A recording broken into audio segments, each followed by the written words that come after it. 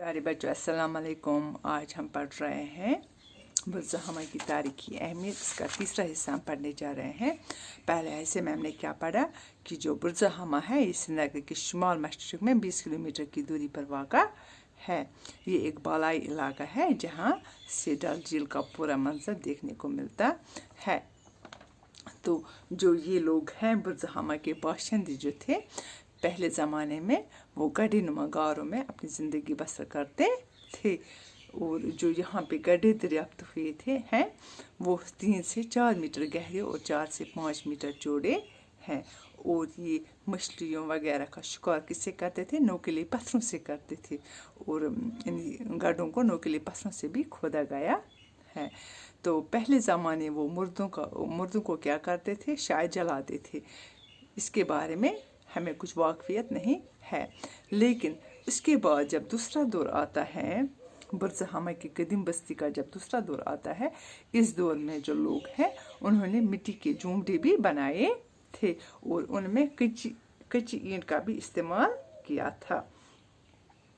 और कुछ खंबे वहाँ से मिल गए जिससे पता चलता है कि उन लोगों ने लकड़ी का भी इस्तेमाल किया था।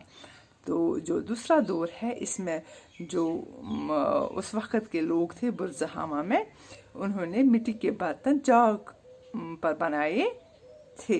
और एक ऐसा बर्तन भी दरियाफ्त हुआ था जिसका रंग सुर्ख है और जिसमें 950 नगीने लगे हुए हैं।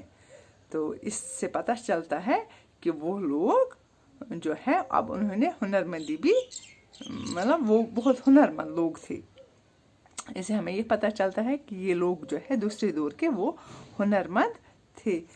और उन्होंने कुछ बर्तनों पे क्या किया था? रोगन चढ़ा हुआ था कुछ बर्तनों पे, जिससे अंदाज़ा लगता है कि ये बर्तन बाहर से इधर पहुँचे हैं। तो और वो मुर्दों को क्या करते थे? दूसरे दौर की बात मैं कर रही हूँ। दूसरे दौर में कुछ ऐसी कब्रें मिली हैं जो जाहिर करते हैं कि वो मुर्दों को दफनाते थे या मुर्दों को दफनाते, क्योंकि इनमें से 4 सजदे की सूरत में दफन किए गए थे। और इससे पता चला कि ये लोग शायद मुर्दों को दफनाते थे। और कुछ ढांचे वहाँ से मिल गए, जैसे कि भेड़ी, कुत्ते और जंगली बकरी के ढांचे जो थे वो वहाँ से मिल गए। शायद ये इनको पालते थे, फिर या इनकी बलि चढ़ाने के लिए बलि चलाने के बाद इन्हें दफनाते थे। तो इससे हमें पता चला कि ये लोग जो है मुर्दों को दफन करते थे दूसरे दौर में। और अब तीसरे दौर में जो है बुर्ज हमा का जब तीसरा दौर आता है, तो इस दौर में जो लोगों का रहन सहन था वो कदरे बेहतर था। अब उन्होंने क्या किया था? पत्थर या ईंट से बने हुए छोटे घरों में अब ये रहने लगे थे। इस दौर के बर्तन जो है वो खुशनुमा थे, यानी मुकाबलतन वो खुशनुमा है।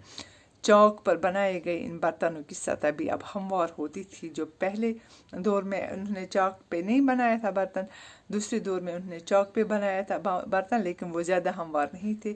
अब जो तीसरे दौर पे उन्होंने चौक पे बनाए थे बर्तन वो हमवार थे। अब हम इससे आगे पढ़ेंगे आज इसका तीसरा हिस्सा। बुर्ज हमा के कदीम बाशिंदे संग तराशी के फ़न में भी कुछ महारत रखते थे। इसका अंदाज़ा उस पत्थर से होता है जो वहाँ तालाब में लगा हुआ है। इस पत्थर की दोनों सतहें हमवार हैं। एक सतह पर हिरन के शिकार का मंजर कुंदा किया हुआ है। पत्थरों के अलावा इस दौर के दाँत के चंद औजार भी दरियाफ्त हुए हैं। पत्थरों और हड्डियों के आलात गड्ढों में गुजर बसर करना, इंसानों के साथ साथ जानवरों को भी दफना देने का रिवाज इस काबिल तारीखी तहजीब की इनफरादियत है। ये तहजीब शुमाली चीन, वस्त एशिया, रूस, अफगानिस्तान और ईरान में दरियाफ्त होने वाली ऐसी ही कदीम तहजीबों से मुशाबत रखती है।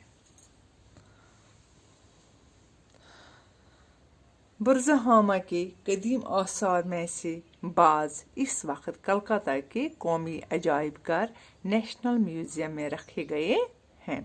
अब जो इसके कुछ आसार कदीमा वालों ने जो कुछ वहाँ से बुर्ज़हामा में जब उन्होंने खुदाई की तो उस वक़्त जो कुछ उनको मिला था वो कहाँ पर है अब कलकत्ता के कौमी अजायब घर जिसको हम बोलते हैं नेशनल म्यूज़ियम भी वहाँ ही रखे गए हैं।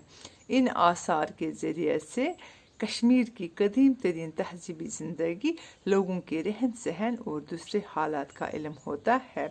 तो इन आसार से जो महकमे आसार कदीमा वालों ने वो ज़मीन से निकाले थे तो इससे पता चलता है कि कश्मीर की जो कदीम बस्ती आबाद थी बुर्ज़हामा में तो वो कैसी ज़िंदगी गुजारते थे, लोगों का रहन सहन कैसा था, ये सब कुछ हमें उसी से पता चलता है। तो बच्चों आज इतना ही, भी अमानिल्लाह, खुदा हाफिज़।